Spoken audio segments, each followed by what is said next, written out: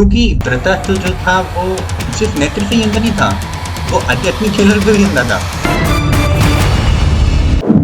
भाई उन्होंने तो सिर्फ 5 गांव मांगे थे, तो 5 गांव भी ना दे सके यार। ऑब्वियसली यार पांडवों के पिता नहीं है यार।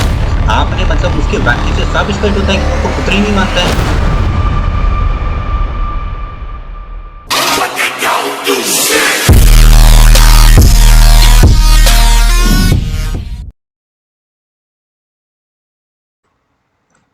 हेलो फ्रेंड्स, तो आज हम जो है वो भगवत गीता के बारे में बात करेंगे। आज से जो है हम वो भगवत गीता स्टार्ट करने वाले हैं।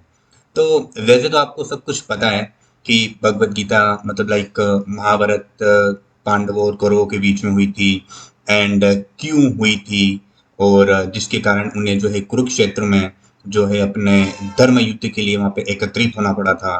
तो वो जो धर्म युद्ध की जो कहानी है, और उसमें जो है अर्जुन अपने पथ से, अपने धर्म से, अपने कर्म से जो विचलित हो जाते हैं, और उसके बाद जो कृष्ण जी जो उन्हें उपदेश देते हैं कि कर्म करना चाहिए, फल की चिंता नहीं करनी चाहिए, ये सब तेरे जो है शत्रु हैं। तो ये सब जो भी क्वेश्चन थे उसके मन मस्तिष्क में अर्जुन के, तो उन सारे प्रश्नों का जो उत्तर है वो भगवान श्री कृष्ण ने भगवत गीता के माध्यम से हमें समझाने का प्रयास किया है। तो चलिए शुरू करते हैं भगवत गीता। तो आज मैं यहाँ आपको भगवत गीता का जो है पहला अध्याय शुरू करने के लिए जा रहा हूँ, जिसे सांख्य योग भी कहा जाता है, और उसका जो पहला श्लोक है आज हम देखते हैं कि क्या है। तो अब हम ये सब जानते हैं कि धृतराष्ट्र जो थे वो जन्म से अंधे थे, यानी कि उन्हें दिखाई नहीं देता था, जिसके कारण उन्होंने जो कुरुक्षेत्र में युद्ध हुआ था महाभारत का, उसके अंदर पार्टिसिपेट नहीं किया था, जिसके कारण ऑब्वियसली उन्हें जो है युद्ध में क्या हो रहा है ये देखने की और जानने की इच्छा थी। तो संजय जो थे उनके महामंत्री, उनको ये दिव्य दृष्टि प्राप्त थी कि कहीं भी जो कोई घटनाक्रम चल रहा है उसको वो देख सकते थे, एज वेल एज सुन भी सकते थे। तो संजय के माध्यम से धृतराष्ट्र जो है वो महाभारत का जो भी घटनाक्रम चल रहा था, या फिर उस कुरुक्षेत्र के मैदान में जो कुछ भी घटित हो रहा था, उसकी देखने की इच्छा से धृतराष्ट्र ने जो है वो संजय से प्रश्न किए, और वो प्रश्न क्या किए वही जो है वो पहले श्लोक में बताया गया है। तो चलिए देखते हैं कि पहले श्लोक में क्या बताया गया है। धृतराष्ट्र उवाच, धृतराष्ट्र ने कहा, धर्म क्षेत्रे कुरुक्षेत्रे संवेतायुयुत्सव मामका पांडवाश्चैव किम कुर्वतो संजय। क्या कह रहे हैं यहाँ पे धृतराष्ट्र? धर्म क्षेत्र है, धर्म क्षेत्र में, धर्म भूमि पर कुरुक्षेत्र, कुरुक्षेत्र जो था समवेता एकत्रित होने के पश्चात, युयुत्सव युद्ध की इच्छा से एकत्रित हुए, माम का मेरे, पांडवाश्चैव पांडवों के, पुत्रों ने क्या किया संजय? क्या मतलब निकला इसका? धृतराष्ट्र ने कहा कि हे संजय, कुरुक्षेत्र की पवित्र भूमि पर युद्ध की इच्छा करने से एकत्रित होने के पश्चात मेरे और पांडु के पुत्रों ने क्या किया?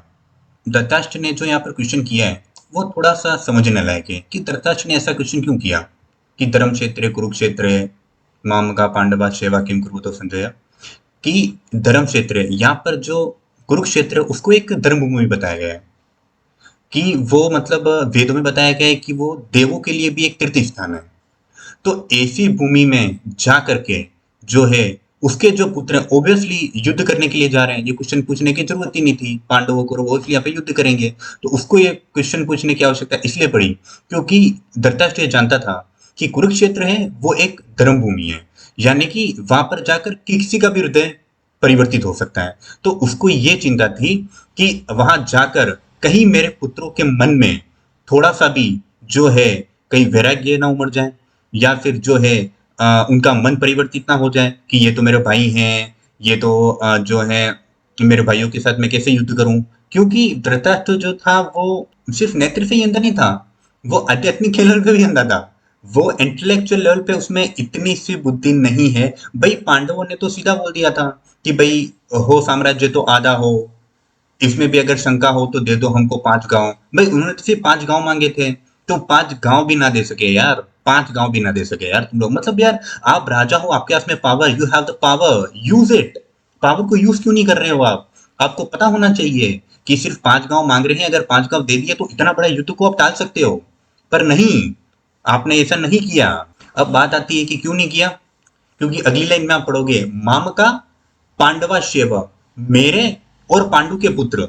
यानी कि वो आदमी ऑब्वियसली यार पांडवों के पिता नहीं है यार, आप उनके मतलब चाचा हो, आपको उनको अपने पुत्रों के समान उनको रखना चाहिए, उनकी देखभाल करनी चाहिए। आपने मतलब उसके वाक्य से साफ स्पष्ट होता है कि वो उनको पुत्र ही नहीं मानता है। मेरे और पांडव के पुत्र, भाई मतलब इससे ये साफ जाहिर होता है कि पांडु कोई अलग आदमी है, पांडु कोई गलत आदमी है, युद्ध हो रहा है उसका हमारे साथ। मतलब क्या है ये, आपके पुत्र हैं यार वो, आप ऐसा कैसे बोल सकते हो आप? तो उसने क्या किया, मेरे और पांडु के पुत्र, यानी कि मेरे पुत्र कहने का मतलब कि यहाँ पे एक तात्पर्य निकलता है कि मेरे पुत्र, यानी कि राजा का बेटा हमेशा राजा बनता है। यानी कि दुर्योधन, उसके जो भी पुत्र थे वो सारे उत्तराधिकारी थे, जो हस्तिनापुर के, जो भी उनका साम्राज्य था। लेकिन उन्होंने पांडवों को वहां से अलग कर दिया, पांडवों को वहां से हटा दिया अपने सेंटेंस के अंदर, कि वो मेरे और पांडु के पुत्र हैं। पांडवों को उन्होंने साइड कर दिया। तो ये जो चीजें वहां पे इंटेलेक्चुअल लेवल पे थोड़ी सी समझ में लायक होनी चाहिए धृतराष्ट्र को, कि वो आप ही के पुत्र हैं। धृतराष्ट्र बौद्धिक लेवल पे इतना भ्रष्ट हो चुका था कि वहां के बड़े बड़े जो ज्योतिष थे, जो शास्त्र थे, उन्होंने सबने ये बोल दिया था कि including Duryodhan, everybody will be dead. मतलब कि उस युद्ध में सब के सब मारे जाएंगे, कोई भी नहीं बचेगा, पहले ही वहां के ज्योतिषों ने बोल दिया था। उसके बाद भी आपके अंदर इतनी सी समझ नहीं है कि आप सही और गलत का फैसला ले सको, अपने पुत्र को बचा सको। तो मतलब इस पूरे जो श्लोक के माध्यम से जो है धृतराष्ट्र की एक मनस्थिति और बौद्धिक स्तर को जो है यहाँ पर समझाया गया है।